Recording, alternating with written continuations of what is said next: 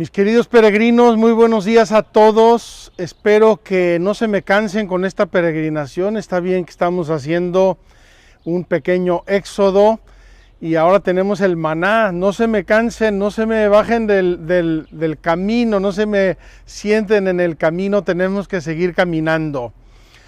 Hoy en nuestro programa teníamos una contemplación panorámica del cristiano en el mundo, los cristianos en el mundo, y lo vamos a leer un poco. Pero como hemos tenido sorpresas estos días y regalos especiales de Dios, tenemos que recuperar un poco nuestra catequesis. Y hemos venido a Magdala para recuperar esta catequesis y van a ver por qué.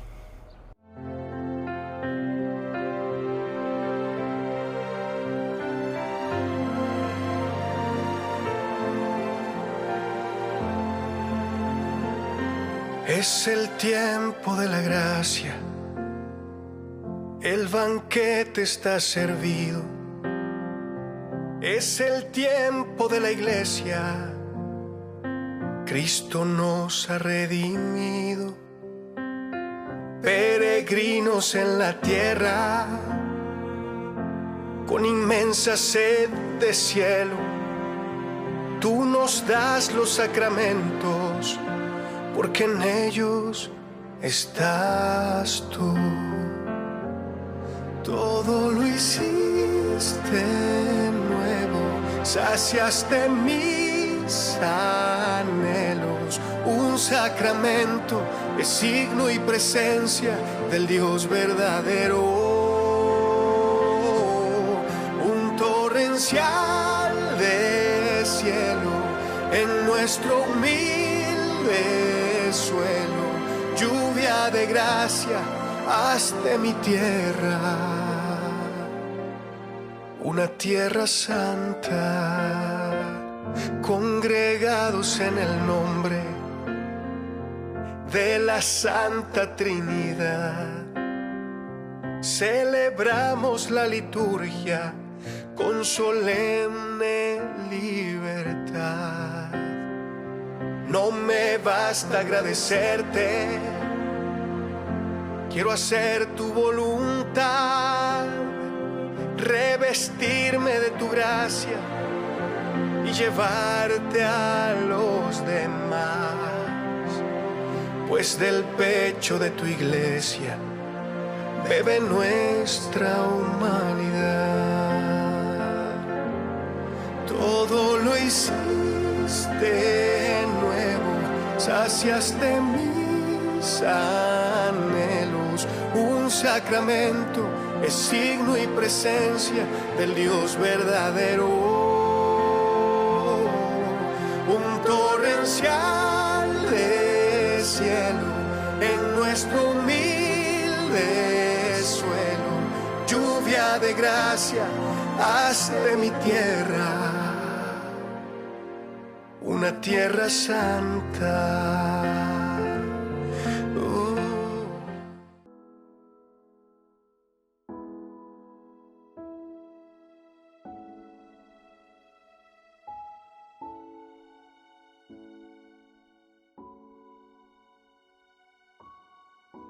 Mis queridos peregrinos, vamos a entender el por qué. Les decía yo antes de la importancia de este día y de lo que vamos a ver aquí en Magdala. Estamos caminando y voy a caminar en una de las calles principales de Magdala. Lo podemos ver por el ancho, por las construcciones, por los muros que había aquí.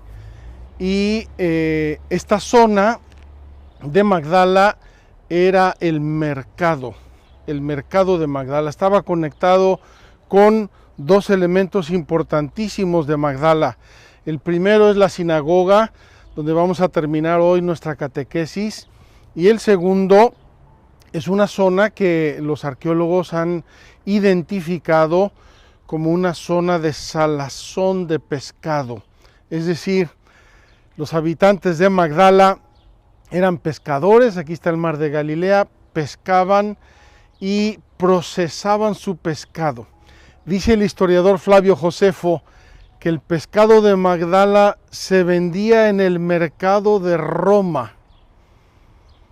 O sea que era una industria importante y imagínense, tenían exportación de pescado hasta Roma.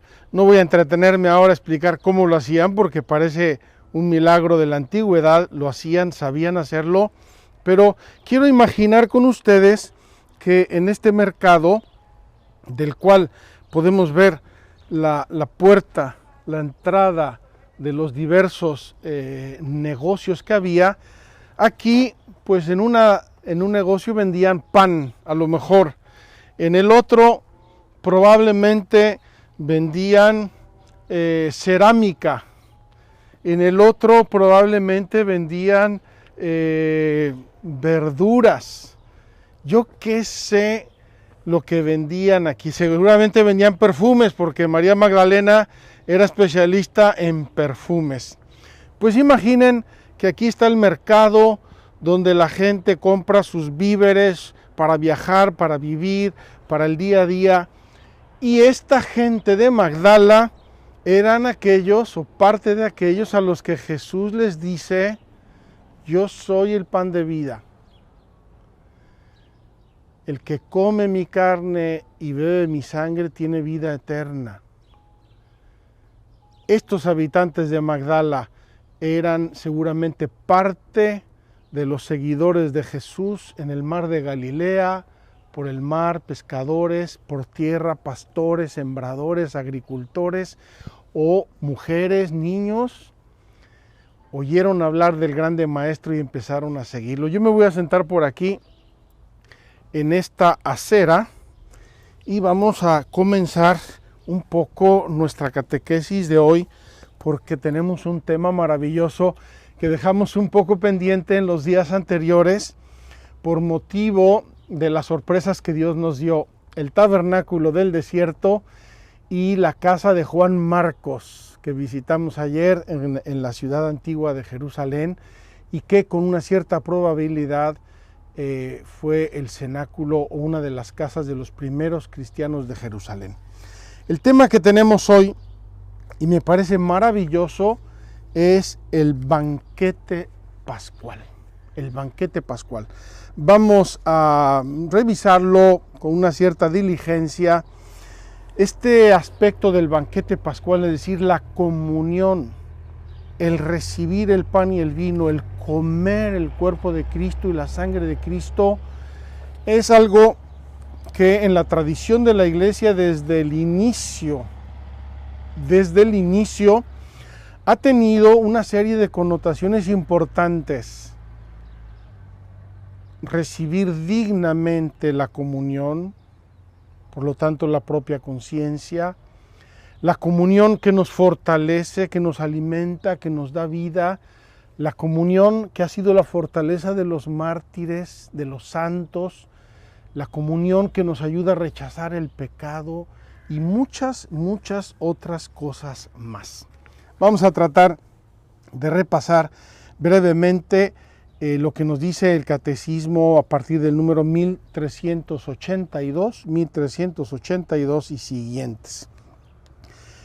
Dice así: la misa tiene 3 o 4 significados absolutamente inseparables. Primero, el memorial del sacrificio. Ya lo dijimos, es uno de los nombres de la misa, el santo sacrificio de la misa. Segundo, banquete sagrado. Banquete sagrado. Y como banquete sagrado estamos invitados a comer. Queridos hermanos, estamos invitados a comer el cuerpo de Cristo, el pan de los ángeles, la sangre de Cristo, la comunión. Y esto nosotros lo expresamos desde el inicio de la misa y de la iglesia, de los templos, de la vida de la iglesia, con el altar. El altar es a la vez el altar del sacrificio y el altar del banquete. Por eso nosotros nos acercamos al altar para recibir el cuerpo santísimo de Jesucristo. Lo dijo Jesús: tomad y comed, o como decimos en América Latina, tomen y coman. tomen y beban, tomad y bebed, tomadlo, recibidlo y comedlo.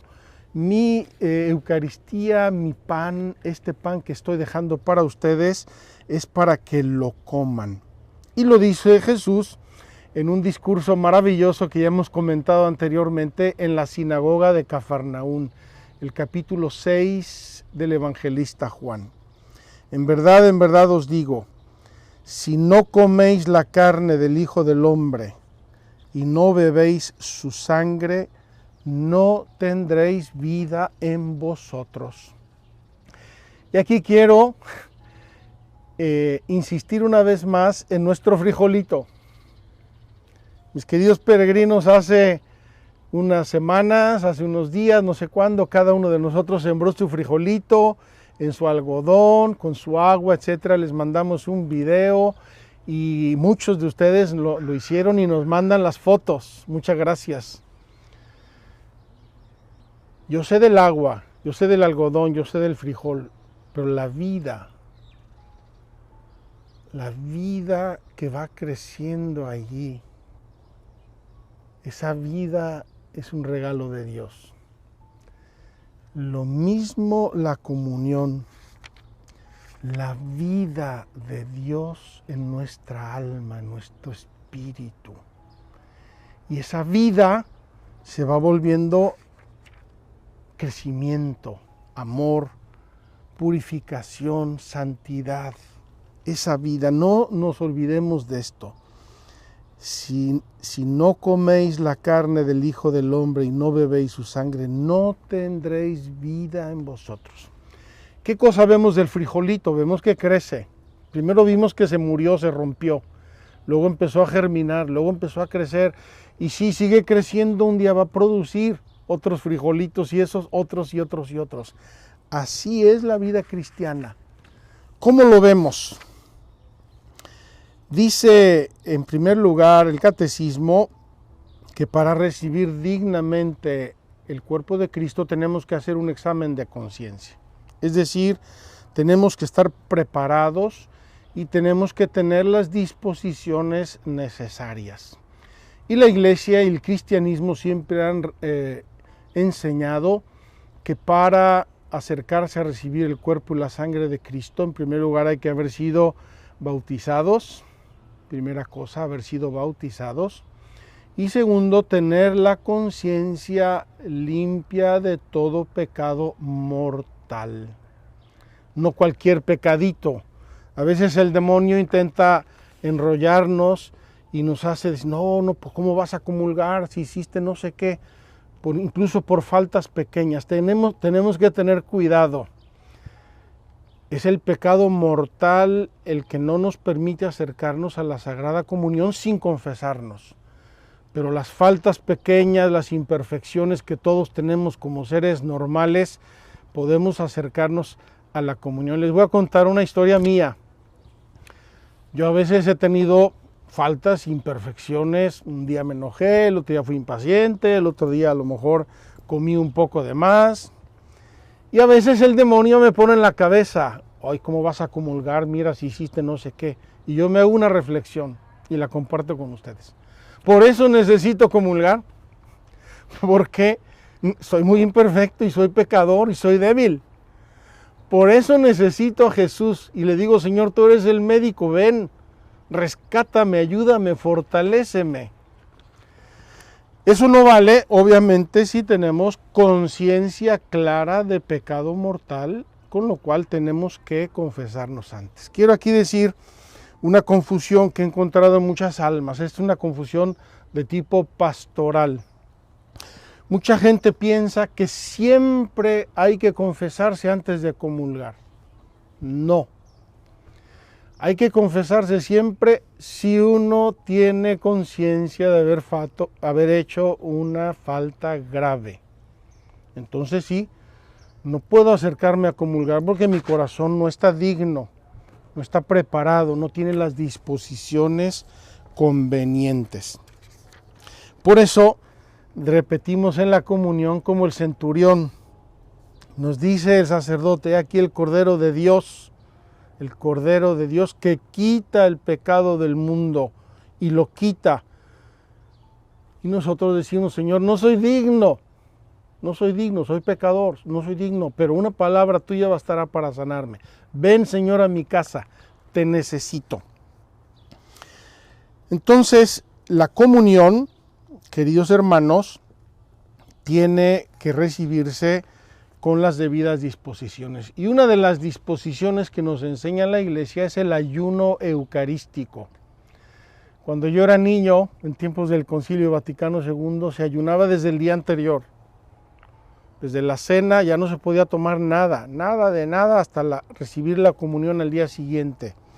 Luego la Iglesia nos cambió ese ayuno por una hora, mantenernos una hora vigilantes, atentos, cuidadosos. ¿Por qué? Porque vamos a recibir a Cristo en nuestro ser, vamos a prepararle nuestro ser en todos sentidos. Y por eso nos pide la Iglesia el ayuno eucarístico. Eso no se ha quitado. Algunos dicen, no, ya no existe, eso era de otros tiempos. No, existe y está en el Código de Derecho Canónico. La Iglesia también nos obliga, dice el Catecismo, no me gusta el término, pero así lo dice, la Iglesia nos obliga a participar en misa los domingos y las fiestas de guardar. Esas fiestas son cada vez menos porque se han ido pasando al domingo siguiente o al domingo anterior, pero la Iglesia quiere que mantengamos una unión con Cristo vivo. La obligación de la Iglesia, queridos hermanos, es la obligación de las mamás. Mamá, no quiero comer, estoy jugando, ven y come. Mamá, es que mira, estoy jugando fútbol, ven y come, tienes que comer, lo necesitas. Es la obligación que la Iglesia nos impone de ir a misa los domingos y fiestas de guardar. Lo necesitas para tu vida cristiana, lo necesitas para tu vida de gracia, necesitas la palabra de Dios. Si dejas de ir, te debilitas espiritualmente y probablemente te rompes. Por eso la Iglesia nos pide y nos sugiere ir al menos los domingos y las fiestas de guardar, sino es que con más frecuencia y ojalá fuera todos los días. Yo tengo que agradecer mucho a Dios. Mi padre y mi madre, que yo sepa, hasta donde yo sé, recibieron la comunión todos los días que yo los conocí, yo conviví con ellos, todos los días, sin excepción. Y no era una obligación, iban con gusto, lo deseaban, lo anhelaban. En los viajes, oye, ¿dónde hay una iglesia? Aquí. A ver, pregunten, vamos a misa, vamos a recibir a Jesús. En esto tengo que hacer un acto público de agradecimiento a mi papá. Mi papá me insistió mucho cuando era yo niño y adolescente, ve a recibir a Jesús en el recreo del colegio, ve a la iglesia, está aquí cerca. Y a veces yo rechinaba y pataleaba porque como buen adolescente no me caía bien, pero ahora le agradezco tanto a mi papá, con su ejemplo en primer lugar, y en segundo lugar con su palabra y con su enseñanza. Reciban a Jesús todos los días, no dejen de recibirlo, es una gracia, es una bendición. Quiero aquí también hablar de la presencia sacramental de Cristo en las especies. La fe de la Iglesia es muy sencilla y muy clara. En la especie eucarística, en el pan consagrado, en el vino consagrado, está todo Cristo. Si rompo la hostia, está todo Cristo. Si tomo una gotita de la sangre de Cristo, está todo Cristo. Y basta recibir una o la otra. Es verdad que recibir del cuerpo y de la sangre de Cristo como que nos ayuda a entender más, a vivir más. Pero no se puede decir que si solo recibo el pan, no recibo toda la Eucaristía, o que si solo recibo el vino consagrado, no recibo toda la Eucaristía. Ya hubo en la antigüedad, allá por el siglo XIII, XIV, en Europa, una herejía que decía, si no recibes el pan y el vino, no recibes a Cristo. No recibes a Cristo completo. Es una herejía. ¿Por qué? Porque la fe de la Iglesia ha creído siempre que todo Cristo está en el pan y todo Cristo está en el vino, con una fracción del mismo. Quiero decir aquí una palabra, si me permiten, y me voy a poner de pie porque es un tema serio. Sobre la comunión en la lengua o la comunión en la mano. Mucha gente me lo ha preguntado y estos días me han mandado muchos mensajes. ¿Cómo hay que recibir a Cristo? Hay que recibir a Cristo como manda la Santa Madre Iglesia. Punto.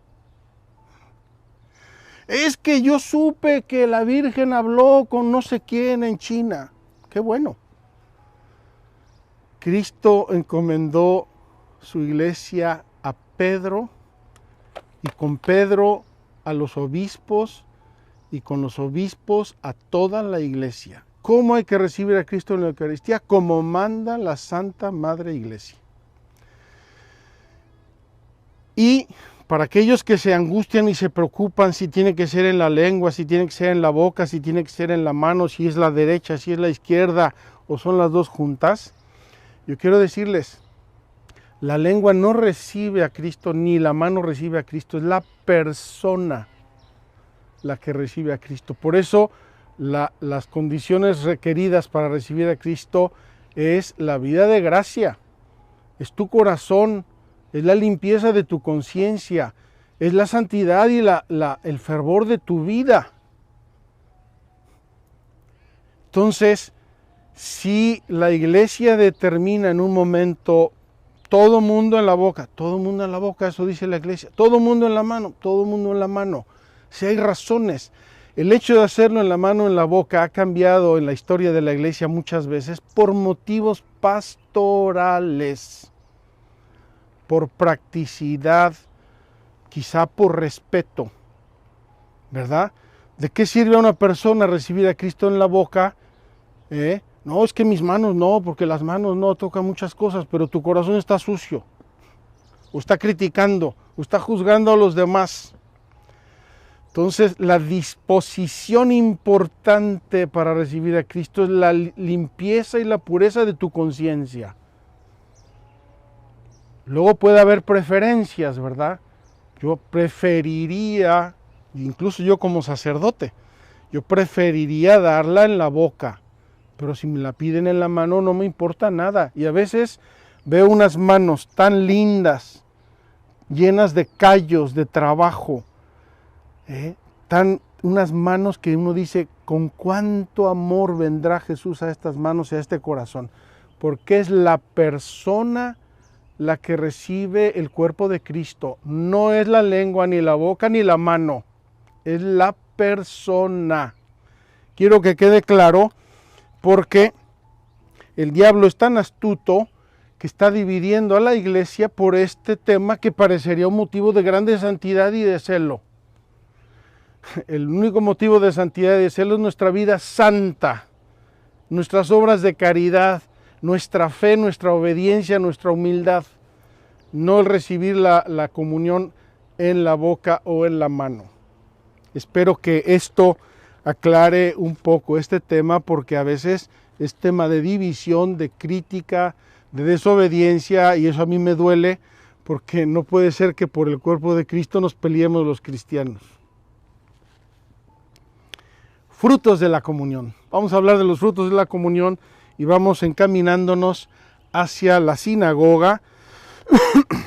Frutos de la comunión. Tenemos unos frutos maravillosos, sacrosantos. Primero, acrecienta nuestra unión con Cristo. Me uno más a Cristo, vivo más en Él. Hasta el punto que dice el mismo evangelista Juan, citando un discurso de Jesús en la sinagoga de Cafarnaúm. Dice así: lo mismo que me ha enviado el Padre que vive, el Padre que vive, el viviente, el que tiene el ser, lo mismo que me ha enviado el Padre que vive, y yo vivo por el Padre. Imagínense nada más cómo Jesús vive por su Padre. Lo mismo que me ha enviado el Padre que vive, y yo vivo por el Padre, también el que me coma vivirá por mí. ¿Puede haber una unión más grande que esta? Vivir por Jesús, vivir para Jesús, entregarle mi vida, entregarle mi familia, entregarle mi trabajo, entregarle mis sueños, entregarle todo. ¿Puede haber una unión más profunda, espiritual, moral y en la gracia que esa? Imposible, imposible, imposible. Pues dice el evangelista Juan que el que come el pan de Cristo vive por Cristo. Si verdaderamente sabe lo que está haciendo, lo ama y así lo recibe con esas disposiciones. Luego, la vida, la Eucaristía conserva, acrecienta y renueva la vida de gracia recibida en el bautismo. Es decir, el frijolito, ese inicio maravilloso y sacrosanto de nuestro bautismo, va a ir creciendo, creciendo, creciendo, creciendo, haciéndose un árbol frondoso. Cuando yo oigo decir, por ejemplo, la vida de fundadores, hombres o mujeres, de todos los tiempos, una persona que cambia la historia de la humanidad, una Teresa de Calcuta, un Francisco de Asís, un Ignacio de Loyola, un Juan Bosco, una Teresa de Ávila, no es por ellos mismos, sino es por la gracia de Dios que tienen en su corazón y que ha ido creciendo con los sacramentos.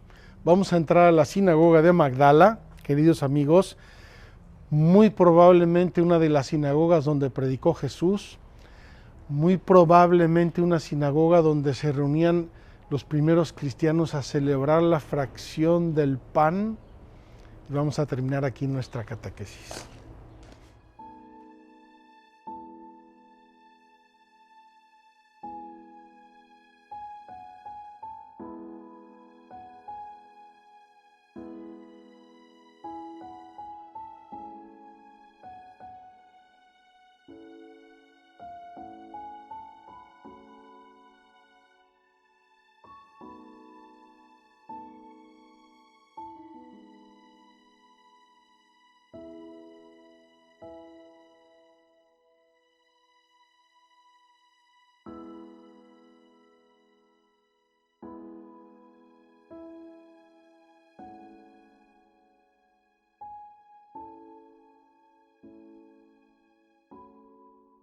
El segundo grande efecto o fruto de la comunión en nuestra vida es que nos separa del pecado.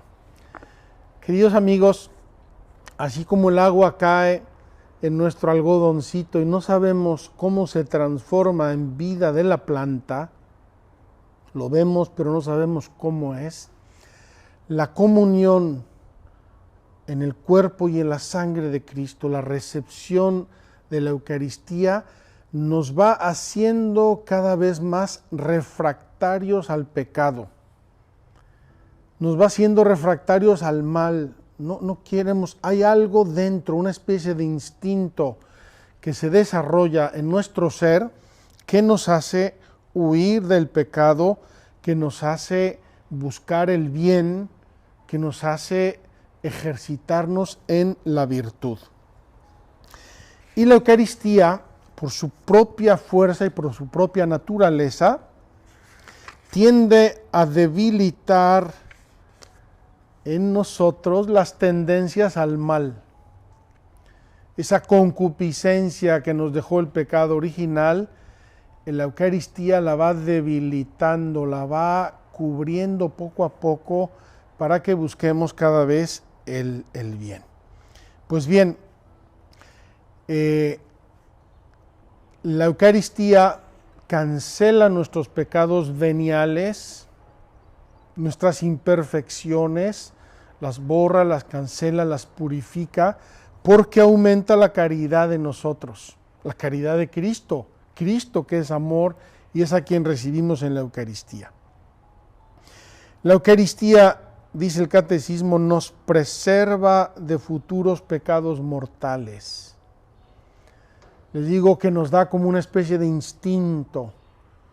Entonces, Si yo soy fiel a la Eucaristía, si yo la busco, si yo la recibo, y entre más frecuente mejor, como que voy poniendo un muro de división y de distancia con cualquier forma de pecado, con cualquier circunstancia, con cualquier persona que de algún modo me pueda inducir al pecado. La Eucaristía hace la Iglesia porque nos une en Cristo. Yo hubiera querido, pero ya no nos dio tiempo, hubiera querido moler trigo en un molino antiguo, en un molino original de tiempos de Jesús, para que viéramos cómo de los pequeños granos de trigo luego sale la harina, y de la harina sale el pan. Así la Eucaristía de algún modo nos une como granos de trigo, nos une y nos transforma en una única iglesia.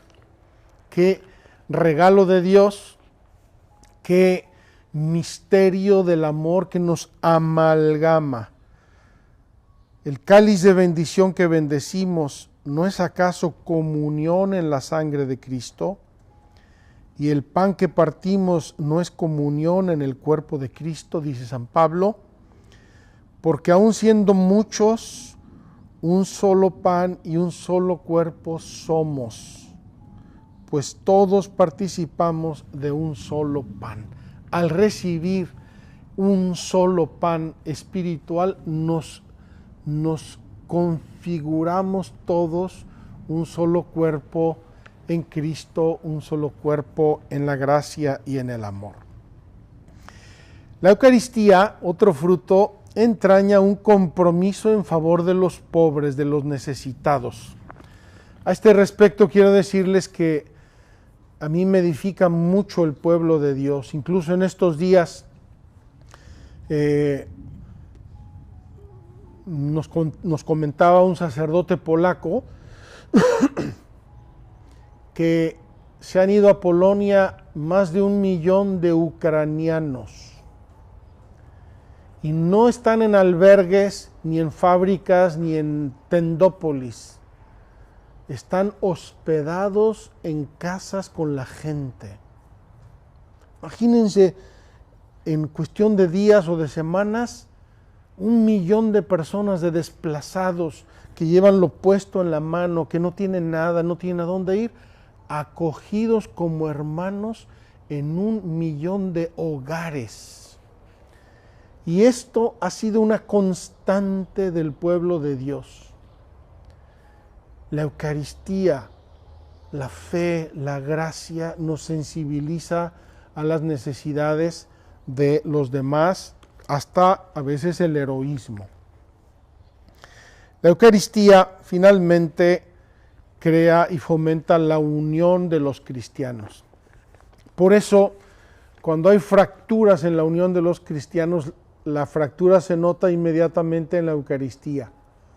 Por ejemplo, que nosotros no podemos recibir la Eucaristía de los cristianos ortodoxos, o los cristianos ortodoxos ordinariamente no pueden recibir la Eucaristía con nosotros. ¿Por qué? Porque la unidad cristiana, la unidad de la fe, la unidad del cuerpo místico de Cristo ha sido fracturada. Aquí, mis queridos peregrinos, no nos queda nada más que elevar una oración al cielo, como Jesús, que seamos uno. Jesús oró así: Padre, que sean uno como tú y yo somos uno.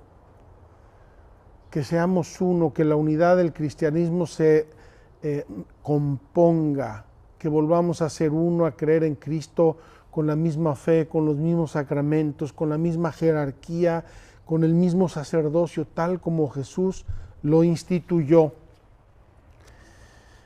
Yo recuerdo hace muchos años me tocó acolitar una celebración eucarística al Papa Juan Pablo II.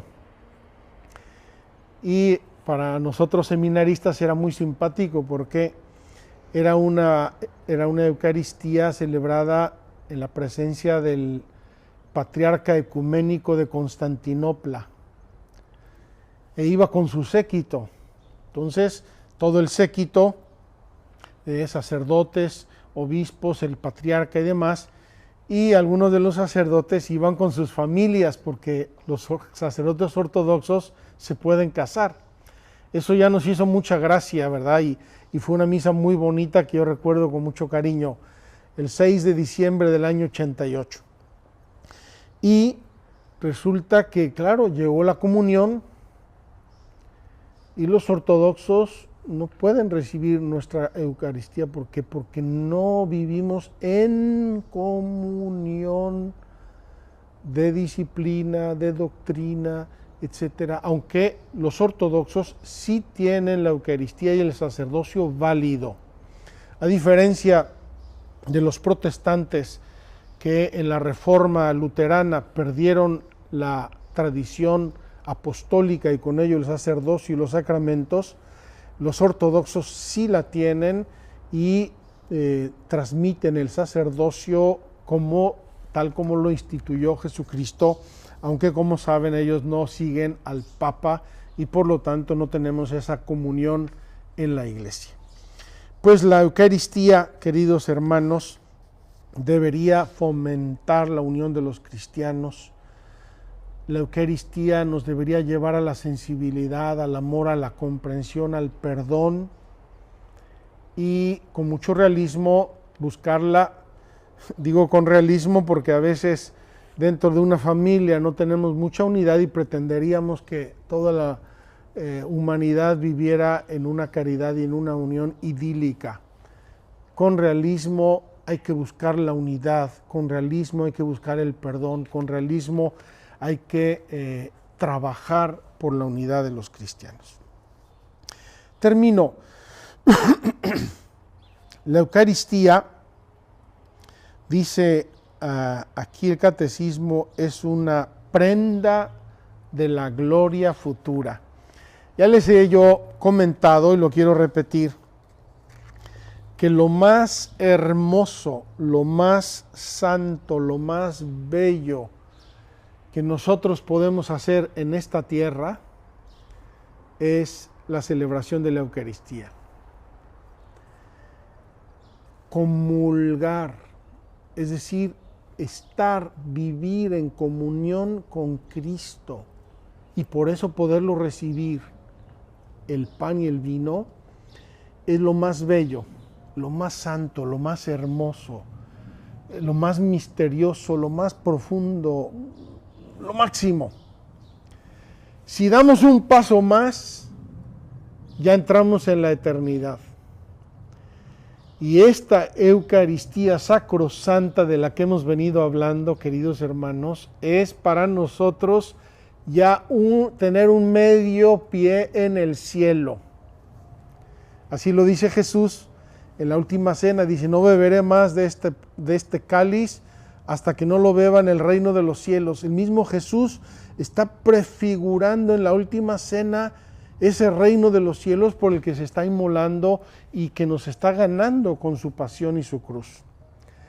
Así es que la Eucaristía, queridos hermanos, nos anticipa el gozo, la santidad, la esperanza del cielo y por el cual tenemos que trabajar todos, esforzarnos todos, tratar de llegar todos al cielo.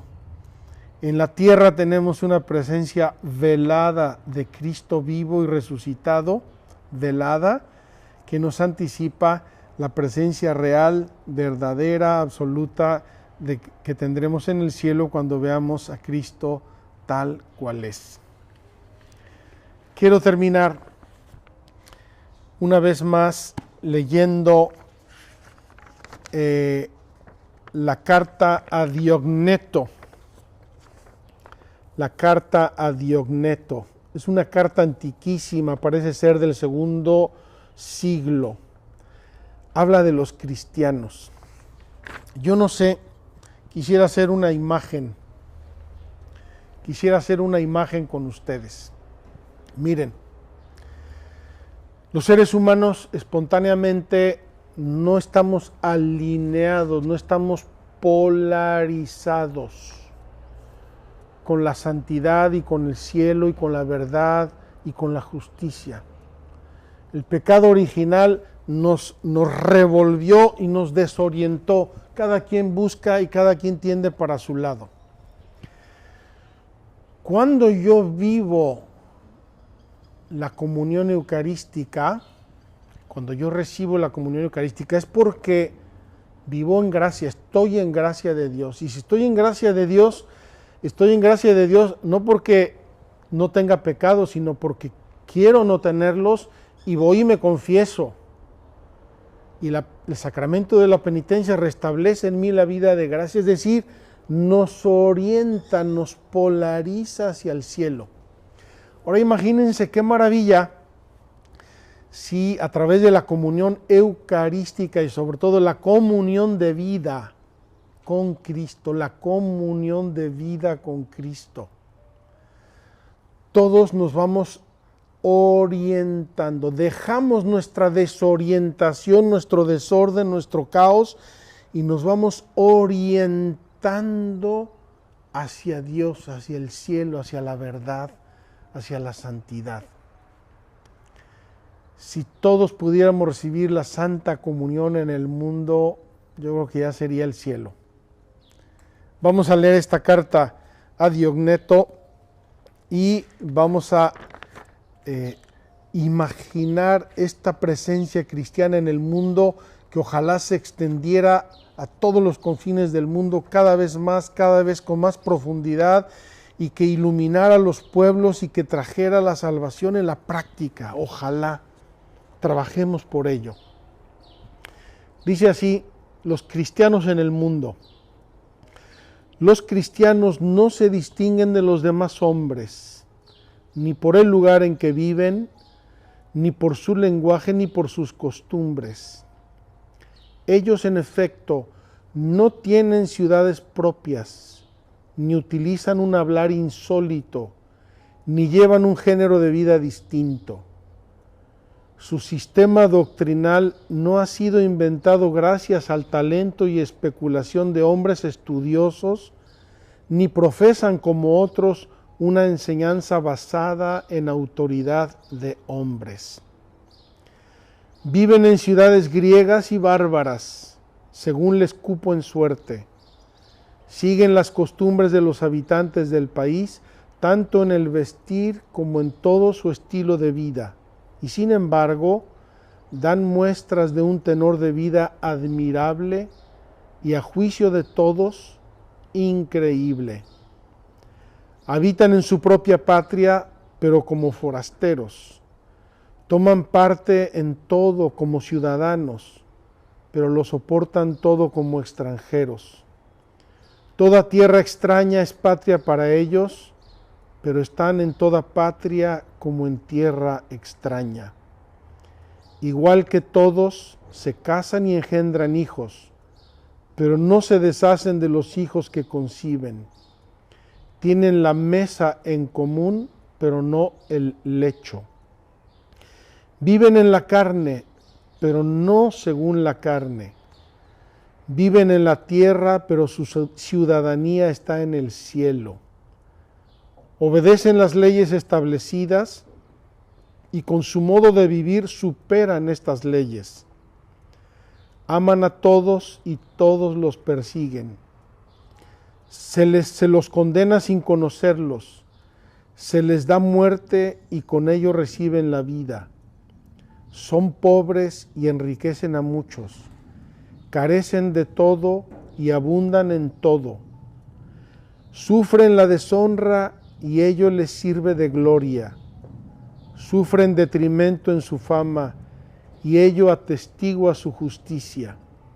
Son maldecidos y bendicen. Son maltratados con ignominia y ellos a cambio devuelven honor. Hacen el bien y son castigados como malhechores, y al ser castigados a muerte se alegran como si se les diera la vida. Los judíos los combaten como extraños y los gentiles los persiguen, y sin embargo, los mismos que los aborrecen no saben explicar el motivo de su enemistad. Para decirlo en pocas palabras, Los cristianos son en el mundo lo que el alma es en el cuerpo.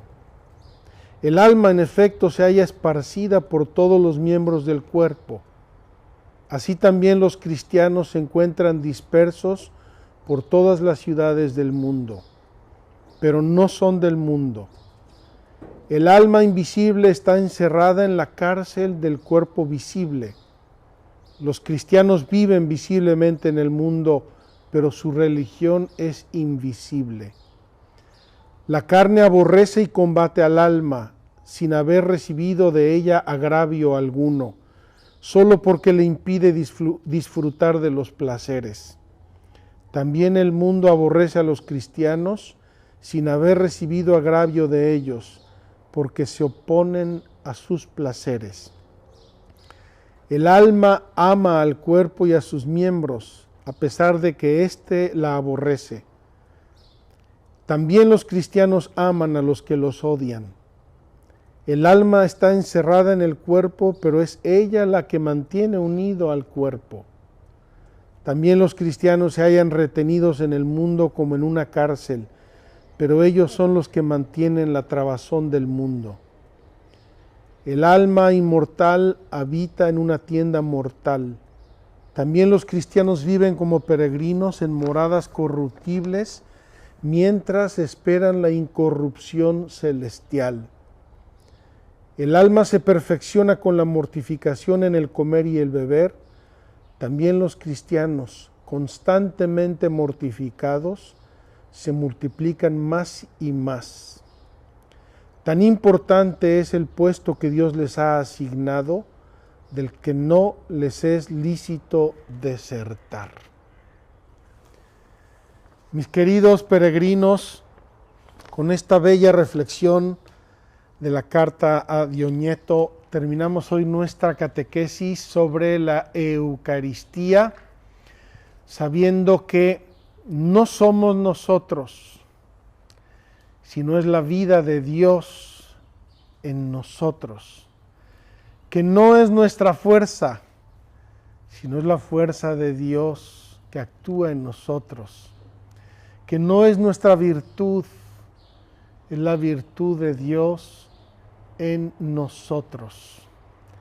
Cuánto tenemos que agradecer a Dios por el don de la Eucaristía que completa, perfecciona, enriquece, lleva a su máximo esplendor el don de nuestro santo bautismo, el don de la confirmación y nos hace maduros en nuestra vida cristiana. Vamos a terminar con esta reflexión.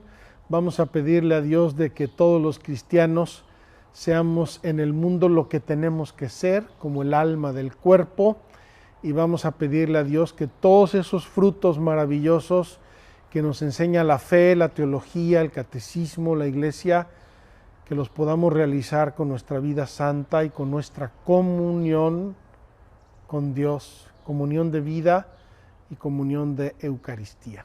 Que Dios los bendiga.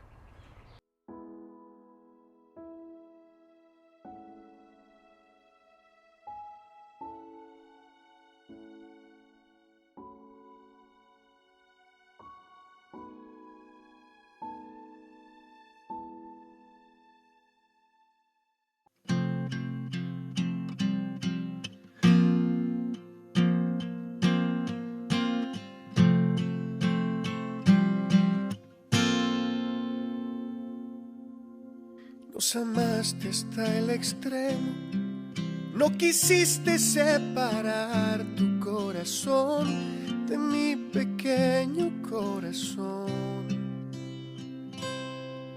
Hecho hombre decidiste acompañarme y por mí tú te entregaste hasta la muerte en esa cruz.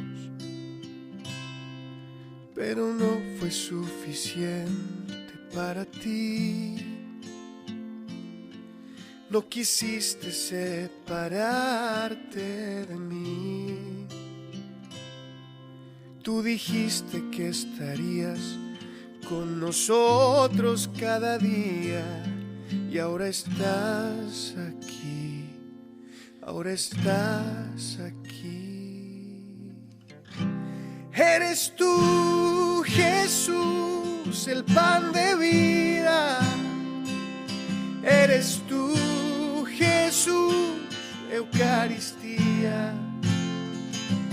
Es tu cuerpo y tu sangre en el altar, alimento para la eternidad. Eres tú, mi Dios enamorado. Eres tú, Jesús sacramentado. Silencioso y poderoso estás aquí. Nunca permitas que me olvide de ti.